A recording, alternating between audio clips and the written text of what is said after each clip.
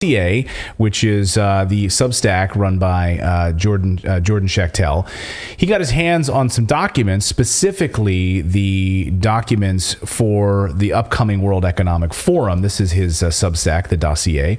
Exclusive, the dossier acquires confidential Davos attendees list. Now, we were talking, Jordan and I, he's been plugged in. He's pretty plugged in, so he gets access to some of these documents, and he's had to go through and redact the names of a lot of different people who are showing up here. He's like, you're going to be surprised at some of the people, but he did make some headlines with some of the big names on this guest list. So let's go through some of them. Some of the ones that stand out to me specifically is the head of the FBI, Christopher Wray, is going to the World Economic Forum, along with some big 50 heads of state government have already confirmed their participation in the annual meeting.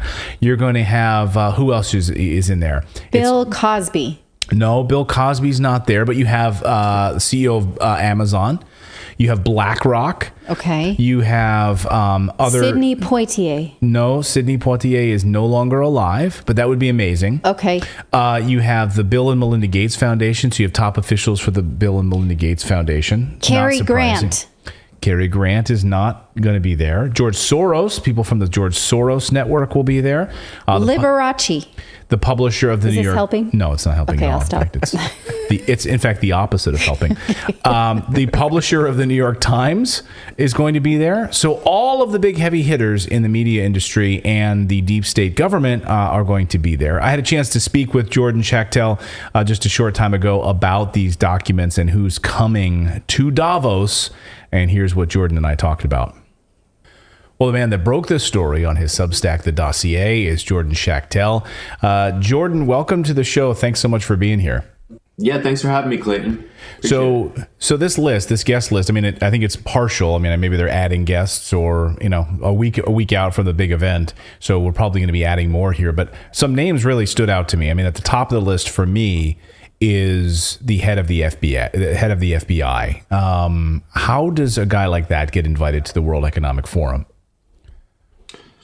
Well, it seems that the Biden administration prioritized both Chris Wray, the director of the FBI, and Avril Haines, the director of national intelligence, to lead the delegation to Davos, which is supposed to be about embracing humanity and repairing the world and all this kumbaya stuff. Right. Yet we have intelligence officials there who are supposedly, tasked with stopping terrorism and law enforcement. And it's an interesting and revealing choice for sure.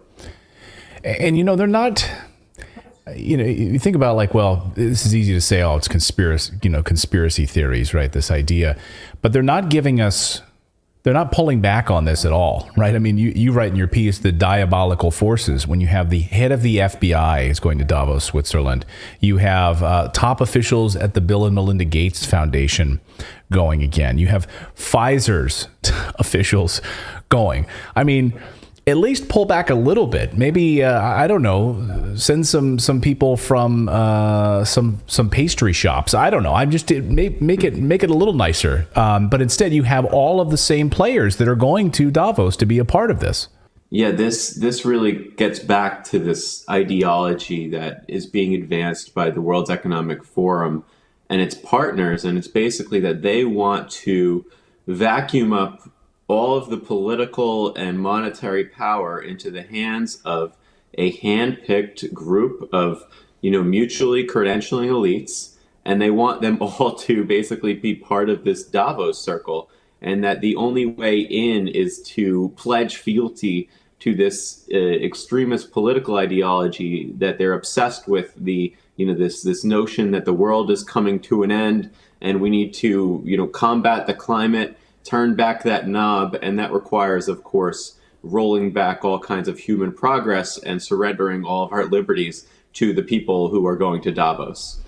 And over the past year, of course, we've seen many of their plans come to fruition, right? We've watched what's been unfolding in the Netherlands with the Dutch farmers, pulling back, putting really stringent nitrogen rules in place on fertilizer, sweeping through Germany, New Zealand. We're seeing pushback from the likes of certain African countries. We're seeing pushback from Brazil. You've been following this very closely. What do you anticipate we will see on this agenda over the next week or so?